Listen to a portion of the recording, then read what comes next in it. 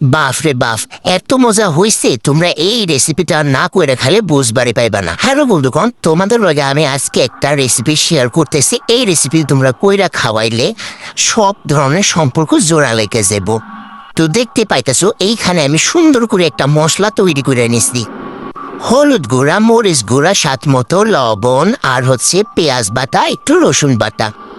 এই সব কটা মশলা তোমরা যারা ধনী আছো তারা হচ্ছে ব্লেন্ডারে ব্লেন্ড করে নিতে পারো, আর আমার মতো যারা গরিব আছো তারা হচ্ছে গিয়া পাটার মধ্যে বাইটটা নিতেই হইব, কারণ আমরা গরিব পাটা ছাড়া আমাকে কোনো উপায় নাই। তারপরে বেগুনগুলা আমি সুন্দর করে যেভাবে করে সাইজ মতো কাইটটা একটু সিঁড়ি সিঁড়ি করে নিয়েছি, যাতে হচ্ছে গিয়া মশলাগুলা সুন্দর মতো ঢুইকা জায়গা।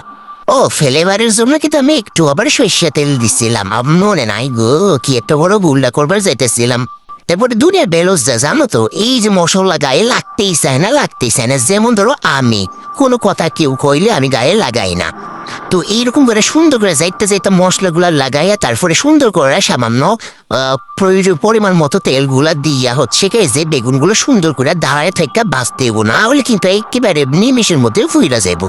এই যে মজার রেসিপি করতে অনেক ঘামতাম, একটু ঝরবো, আমাকে যেহেতু এসি নাই, আমরা গরিব মানুষ, তারপরে ঘামগুলো একটু মুইসা নিলেই সুন্দর করে এই যে দেখুন মজাদার একটা রেসিপি হয়ে যাব। উফ, খাইতে যা দারুণ লাগছে না। তোমরা অবশ্যই এই রেসিপিটা কইরা খাওয়াবা, দেখবা সম্পর্ক বদলে যাবে একটি ফলকে।